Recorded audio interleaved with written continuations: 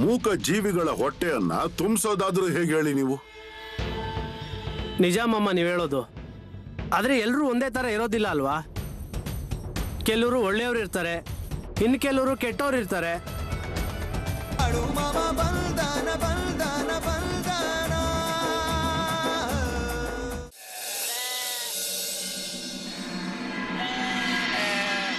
ಮೊದಲನೇ ವಿಷಯ ಅಂದ್ರೆ ನನ್ನ ಕುರಿಗಳು ಮೇಯಕ್ ಹೋಗಿದ್ದು, ಮತ್ತೆ ನನ್ನ ಕುರಿಗಳು ಇವರ ಹೊಲಕ್ಕೆ ಹೋಗಿಲ್ಲ.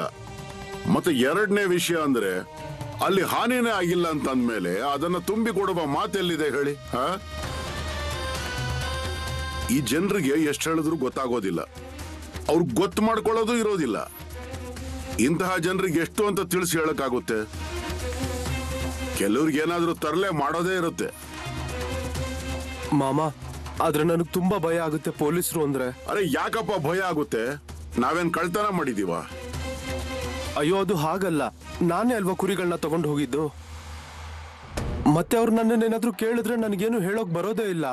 ಇರ್ಲಿ ಬಿಡಪ್ಪ, ನಿನಗೇನು ಹೇಳಕ್ ಆಗಿಲ್ಲ ಅಂತಂದ್ರೆ ಅವರನ್ನು ನನ್ನ ಹತ್ರ ಕರ್ಕೊಂಡ್ ಬಾ, ನಾನು ಅವ್ರ ಜೊತೆ ಮಾತಾಡ್ತೀನಿ. ಅಕಸ್ಮಾತ್ ನಾನೇನಾದ್ರೂ ಹೆದ್ರಿ ಮಾತಾಡ್ಬಿಟ್ರೆ ಮತ್ತೆ ಅದರಿಂದ ಏನಾದ್ರೂ ತೊಂದರೆ ಆಗ್ಬೋದಲ್ವಾ? ಅರೆ ನೀನೇನು ಹೆದರ್ಕೋಬೇಡ, ಎಂತ ತೊಂದರೆ ಏನೂ ಆಗೋದಿಲ್ಲ. ನಾನು ಇಲ್ಲಿದ್ದೀನಿ ಅಲ್ವಾ, ಏನು ಯೋಚನೆ ಮಾಡಬೇಡ. ನಾನು ನೋಡ್ತೀನಿ ಏನ್ ಮಾಡೋದಕ್ಕೆ ಆಗುತ್ತೆ ಅಂತ.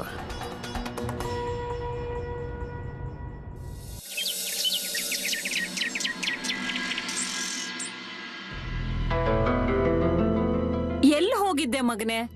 ಅವಾಗಿಂದ ನಿನ್ ದಾರಿ ಕಾಯ್ತಿದ್ವಿ. ಅಮ್ಮ, ನಾನು ಇಲ್ಲೇ ಹೊರಗಡೆ ಹೋಗಿದ್ದೆ. ಸರಿ, ನೀನ್ ತಯಾರಾಗಿದ್ದೀಯಾ? ಮಾಮ ಅವ್ರ ಭೇಟಿ ಮಾಡಕ್ ಹೋಗಣ್ವಾ? ಬಾ, ಬೇಗ ಹೋಗೋಣ. ಅರೆ ಹೌದಪ್ಪ ಮಗನೆ, ನಾನ್ ನಿನ್ ದಾರಿನ ಕಾಯ್ತಿದ್ವಿ. ಏನಪ್ಪ, ಏನ್ ನಡೀತಾ ಇದೆ ನಿಮ್ದು?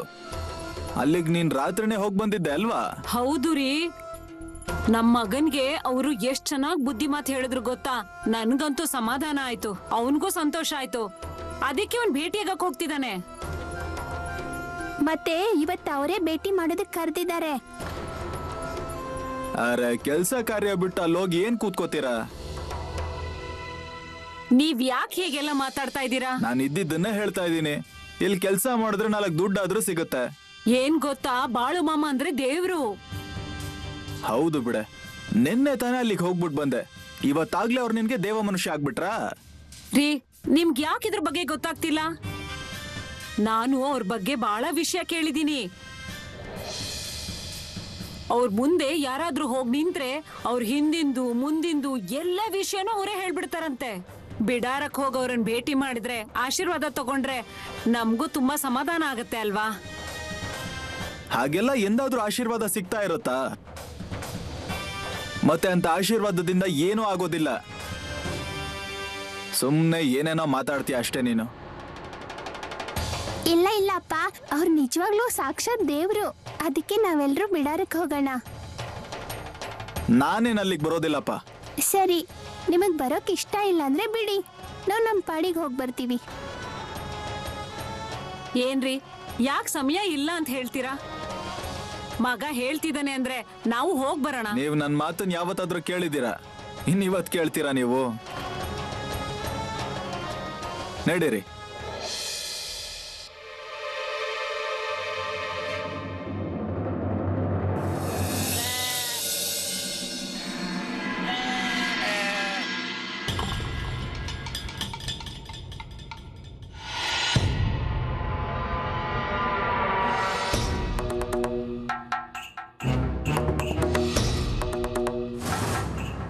ಏನ್ರಪ್ಪ ನೀವು ಇಲ್ಲಿ ಸಕ್ಕರೆ ಮತ್ತು ಊದ್ ಕಡ್ಡಿಯನ್ನು ತೆಗೆದುಕೊಂಡು ಬಂದಿದ್ದೀರಾ? ಅರೆ ನಾನು ಏನ್ ಕೇಳ್ತಾ ಇದ್ದೀನಿ ನಿಮ್ಮನ್ನ? ಹೋ ಮಾಮ. ಮತ್ ಅದನ್ನ ಯಾಕೆ ಇಲ್ಲಿಗೆ ತಗೊಂಬಂದ್ರಿ? ಬೆಟ್ಟದ ಮೇಲಿರೋ ದೇವಸ್ಥಾನಕ್ಕೆ ಅದನ್ನ ತೆಗೆದುಕೊಂಡು ಹೋಗಿ. ಏನಾಯ್ತು ಮಾಮ? ನಮ್ಮಿಂದ ಏನಾದ್ರೂ ತಪ್ಪಾಯ್ತಾ? ಏನು ತಪ್ಪಾಗಿಲ್ಲ ಮಗಳೇ.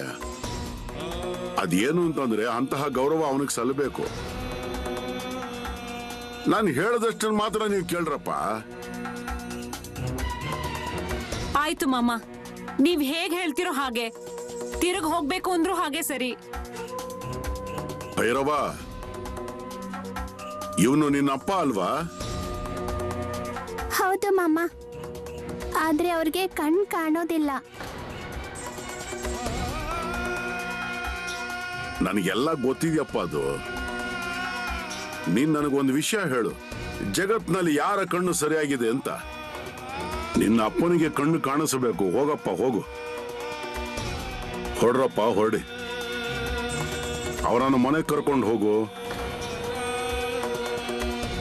ಅವರನ್ನು ಚೆನ್ನಾಗಿ ನೋಡ್ಕೋ, ಅವ್ರಿಗೆ ಒಳ್ಳೆ ಸೇವೆ ಮಾಡು. ಅವ್ರಿಗೆ ಏನು ಬೇಕು ಬೇಡ ಎಲ್ಲವನ್ನು ಸರಿಯಾಗಿ ನೋಡ್ಕೋ.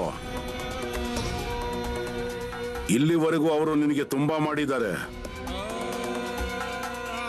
ಹೌದು ಮಾಮ, ನಾನು ಎಲ್ಲ ಮಾಡ್ತೀನಿ. ಆದ್ರೆ ನನ್ನ ಶಾಲೆ ಮಾಮ, ನಾನು ಇವ್ನ್ಗೆ ಹೇಳ್ತಾನೆ ಇರ್ತೀನಿ ಶಾಲೆ ಬಿಟ್ಟು ಏನಾದ್ರೂ ಕೆಲಸ ಮಾಡು ಅಂತ. ಆದ್ರೆ ಇವನೆಲ್ಲ ನನ್ನ ಮಾತು ಕೇಳ್ತಾನೆ. ಈಗ ನೀವೇ ಹೇಳಿ ಮಾಮ, ಅವನು ಕೆಲಸ ಮಾಡಿದ್ರೆ ಒಂದ್ 4 ದುಡ್ಡು ಮನೆಗ್ ಬರುತ್ತೆ ಅಲ್ವಾ? ಹೋಗ್ರಪ್ಪ ಹೊರಡ್ರಿ. ನಿಮ್ಗೆ ದೇವಸ್ಥಾನಕ್ಕೆ ಹೋಗೋಕೆ ತಡ ಆಗುತ್ತೆ.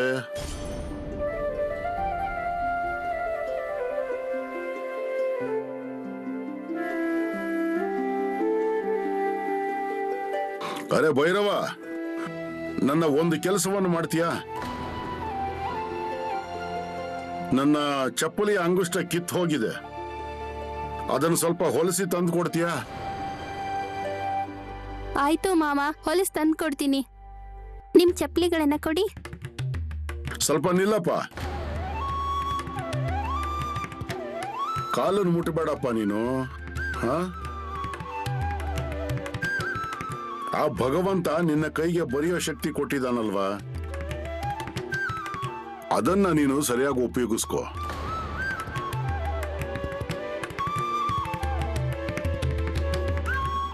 ಹೋಗು.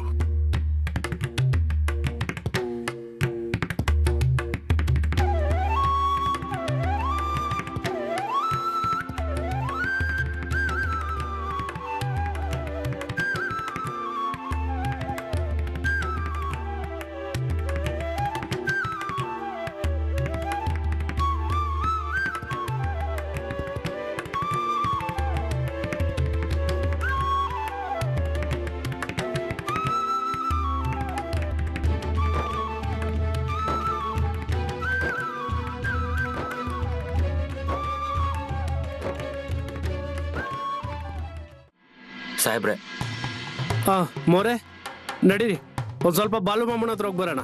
ಸಾಹೇಬ್ರೆ, ನಿಮ್ನೊಂದು ಮಾತು ಕೇಳಲ್ಲ? ಯಾವ್ದ್ರ ಬಗ್ಗೆ? ಅದೇನಂತಂದ್ರೆ, ನೀವು ಬಾಳು ಮಾಮ ಅವ್ರ ವಿಚಾರಣೆ ಮಾಡ್ತೀರಾ?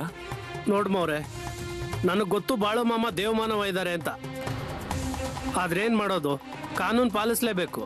ಈಗ ದೂರ ಬಂದಿದೆ ಅಂತ ಆದ್ಮೇಲೆ ವಿಚಾರಣೆ ಮಾಡ್ಲೇಬೇಕಲ್ವಾ? ನೀವು ಹೇಗೆ ಹೇಳ್ತೀರೋ ಹಾಗೆ ಆಗ್ಲಿ ಸಾಹೇಬ್ರೆ. ಅದೇನಂದ್ರೆ, ಅಲ್ಲೇನ್ ನಡೆದಿದೆ ಅನ್ನೋದ್ರ ಬಗ್ಗೆ ತಿಳ್ಕೊಬೇಕಂದ್ರೆ ಅಲ್ಲಿಗೆ ಹೋಗ್ಲೇಬೇಕು. ಅದ್ರ ಜೊತೆ ಬಾಳು ಮಾಮನ ದರ್ಶನನೂ ಆಗುತ್ತೆ.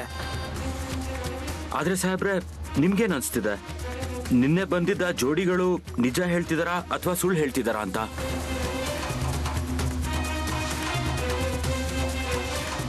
ಅದೇನಂದ್ರೆ, ಇನ್ನೂ ನಮಗೆ ಯಾವ ಪುರಾವೆನೂ ಸಿಕ್ಕಿಲ್ಲ. ಮತ್ತೆ ಪುರಾವೆಗಳಿಲ್ದೆ ನಾವು ಯಾವ್ದ್ರ ಮೇಲೂ ವಿಶ್ವಾಸ ಇಡಕ್ಕೆ ಆಗೋದಿಲ್ಲ.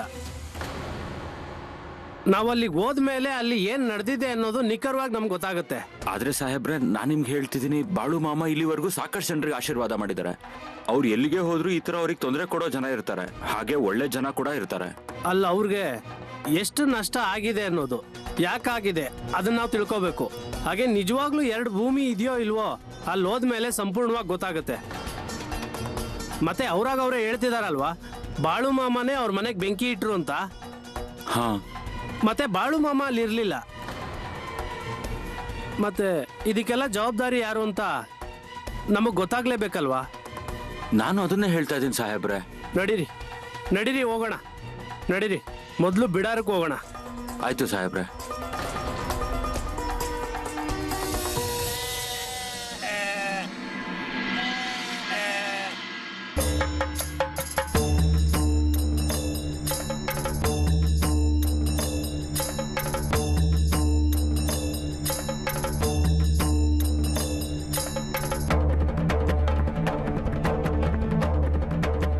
ನಮಸ್ಕಾರ ಮಾಮ, ಹೇಗಿದ್ದೀರಾ?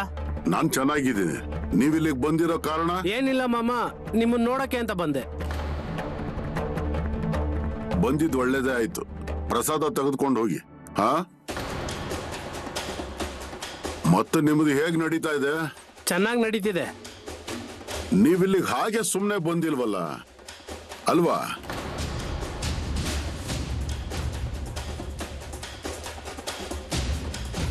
ನೀವು ಬಂದಿರೋ ಕೆಲಸದ ಬಗ್ಗೆ ಮೊದಲು ಹೇಳಿ. ರಾವ್ ಸಾಹೇಬ್ ಅಲ್ವಾ ನಿಮ್ಮ ಹೆಸರು?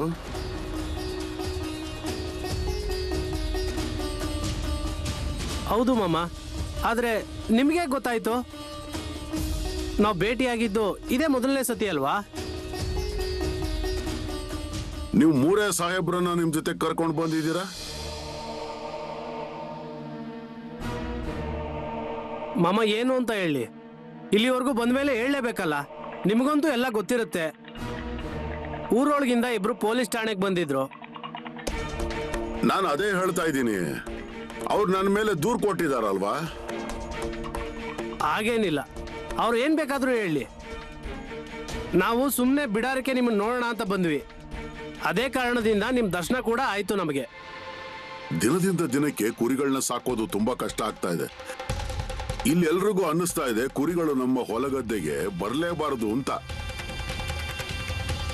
ನನಗೊಂದು ವಿಷಯ ಹೇಳಿ, ಬೇಸಿಗೆ ಎಷ್ಟು ಜೋರಾಗಿದೆ ಅಂತ ನಿಮಗ್ ಗೊತ್ತಾಗ್ತಿದೆ ಅಲ್ವಾ? ಎಲ್ಲ ಗೋಮಾಳಗಳು ಒಣಗಿ ಹೋಗಿವೆ, ಎಲ್ಲೂ ಹುಲ್ಲಿಲ್ಲ. ಇಂತಹ ಪರಿಸ್ಥಿತಿಯಲ್ಲಿ ಆ ಮೂಕ ಜೀವಿಗಳ ಹೊಟ್ಟೆಯನ್ನ ತುಂಬಿಸೋದಾದ್ರೂ ಹೇಗೆ ಹೇಳಿ ನೀವು? ನಿಜ ಮಾಮ ನೀವ್ ಹೇಳೋದು. ಆದ್ರೆ ಎಲ್ರೂ ಒಂದೇ ತರ ಇರೋದಿಲ್ಲ ಅಲ್ವಾ? ಕೆಲವರು ಒಳ್ಳೆಯವ್ರು ಇರ್ತಾರೆ, ಇನ್ನು ಕೆಲವರು ಕೆಟ್ಟವ್ರು ಇರ್ತಾರೆ. ನಾನು ಅದನ್ನೇ ಹೇಳ್ತಾ ಇದ್ದೀನಿ. ನಾವ್ ಯಾವಾಗಲೂ ಆ ಊರು ಈ ಊರು ಅಂತ ಅಲ್ದಾಡ್ತಾ ಇರ್ತೀವಿ. ಇವತ್ತಿಲ್ಲಿದ್ರೆ ನಾಳೆ ಅಲ್ಲಿ. ಮಾಮ, ಯಾವುದೇ ಕಾರಣಕ್ಕೂ ಅದೆಲ್ಲ ಯೋಚನೆ ಮಾಡಬೇಡಿ. ನಾವು ನಿಮ್ಮನ್ನ ಭೇಟಿ ಮಾಡಕ್ ಅಷ್ಟೇ ಬಂದಿದ್ದು. ನಿಜ ಹೇಳ್ಬೇಕು ಅಂದ್ರೆ ನಿನ್ನೆ ಅವ್ರು ಹೇಳ್ತಾ ಇದ್ದಿದ್ದು ನೋಡಿದ್ರೆ ಅದು ಸುಳ್ಳು ಅಂತ ನಮಗೂ ಹಾಗೆ ಅನ್ನಿಸ್ತು. ನಿಮಗ್ ಗೊತ್ತಾಯ್ತು ಅಲ್ವಾ ಈಗ? ಸರಿ ಆಯ್ತು ಬಿಡಿ. ಮಾಮ, ಅಲ್ಲಿ ನಿಖರವಾಗಿ ಎಷ್ಟು ನಷ್ಟ ಆಗಿದೆ, ಏನಾಗಿದೆ ಅನ್ನೋದನ್ನ ನಾವು ನೋಡ್ಲೇಬೇಕು. ನೀವು ನೋಡ್ಲೇಬೇಕು. ಆದ್ರೆ ಈ ಮುಂಚೆ ನಾವು ಈ ಊರಿಗೆ ಬಂದೇ ಇಲ್ಲ. ಆದ್ರೂ ಅದನ್ನ ನಾವು ನೋಡ್ಲೇಬೇಕೀಗ. ಅದು ಬಿಟ್ರೆ ಬೇರೆ ಏನು ತೊಂದರೆ ಇಲ್ಲ ಮಾಮ. ಇಲ್ಲಿ ನೋಡಿ, ನಮ್ದು ಹಾಗೇನು ತಕರಾರುಗಳು ಇಲ್ಲ.